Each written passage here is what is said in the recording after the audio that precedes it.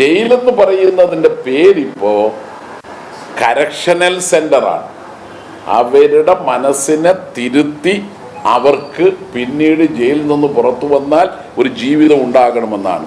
എന്ന് മാത്രമല്ല, തടവുകാർ അവിടുന്ന് പണിയെടുത്താൽ കിട്ടുന്ന പൈസ ഉണ്ടല്ലോ, ഒന്നുകിൽ അവർ പറയും അവരെ അക്കൗണ്ടിൽ തന്നെ, അല്ലെങ്കിൽ മക്കളെ പേരിൽ അയക്കണം എന്നാണ്.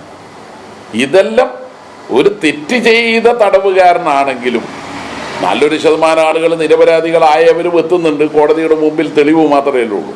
അങ്ങനെ വന്നവരാണെങ്കിൽ കുടുംബത്തെ നോക്കാൻ അവർക്ക് അധ്വാനിച്ച് പണം ഉണ്ടാക്കാൻ കഴിയും. അതുകൊണ്ട് അതിലൊന്നും ജയിലെന്ന് പറഞ്ഞാൽ പോകാനേ പാടില്ലാത്ത ഒരു കേന്ദ്രമല്ല.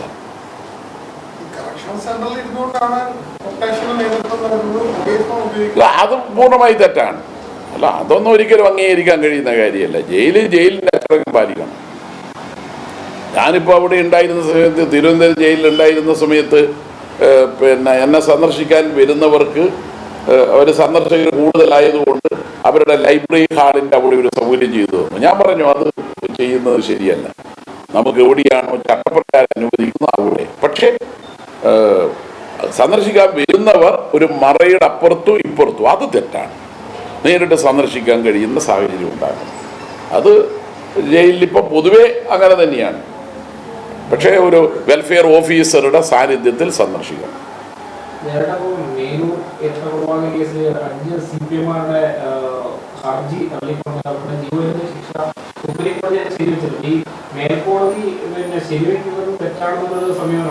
ഒന്നും പറയാൻ കഴിയില്ല. അന്തിമമായ കോടതിയുടെ വിധിയാണ്. ആ കോടതി വിധി ദൗർഭാഗ്യകരമായ ഒരു സാഹചര്യം കാരണം ഇപ്പോൾ അവര് നിരപരാധികളാണെന്ന് കണ്ട് ഹൈക്കോടതി കേസിൽ നിന്ന് ഒഴിവാക്കിയവരായിരുന്നു. ആ കേസിൽ മറ്റുള്ളവരെ പൂർണ്ണമായി കുറ്റവിമുക്തരാക്കിയിട്ടുണ്ട്. NK രവി എന്ന പഞ്ചായത്ത് പ്രസിഡന്റ് അടക്കമുള്ളവർ ഇപ്പോൾ പൂർണ്ണ കുറ്റവിമുക്തരുമായിട്ടുണ്ട്. അതിൽ 4-5 പേരെ സുപ്രീം കോടതി ശിക്ഷിച്ചിട്ടുണ്ട്. അപ്പൊ ആ കോടതി വിധിയൊന്നും നമുക്ക് മാനിക്കാതിരിക്കാൻ കഴിയില്ല. രാജേന്ദ്രൻ വധത്തിൽ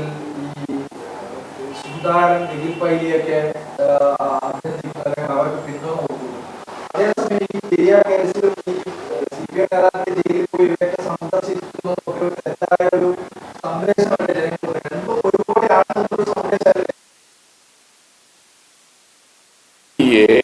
മാലയിട്ട് പൂജിക്കുകയും തെരഞ്ഞെടുപ്പ് പ്രചരണത്തിന് വേണ്ടിയിട്ട് അദ്ദേഹത്തെ കൂടെ കൊണ്ടുപോകുന്നതും ധീരജ് രാജേന്ദ്രന്റെ മരണം ഇരന്നു വാങ്ങിയതുമാണെന്ന് പറഞ്ഞതുകൂടി കൂട്ടിച്ചേർത്ത് വായിക്കണം. സുധാകരന്റെ ചെയ്തു.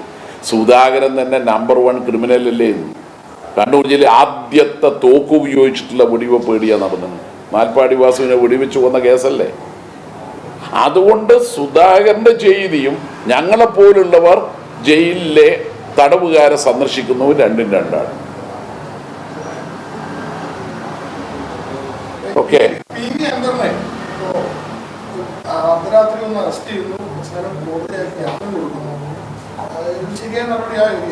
അവധി ദിവസം ഓഫീസ് തകർക്കുന്നത് ശരിയായ നടപടിയാണോ? കേസിലെ പ്രതിനെയല്ലേ പിടിക്കുന്നത്? കേസിലെ പ്രതികളെ പിടിക്കുന്നില്ലേ? ഞങ്ങൾ എന്തെങ്കിലും വിട്ടുവീഴ്ച ചെയ്തിട്ടുണ്ടോ? കേസിലെ പ്രതിയായതുകൊണ്ട് അറസ്റ്റ് ചെയ്തിട്ടുണ്ട്.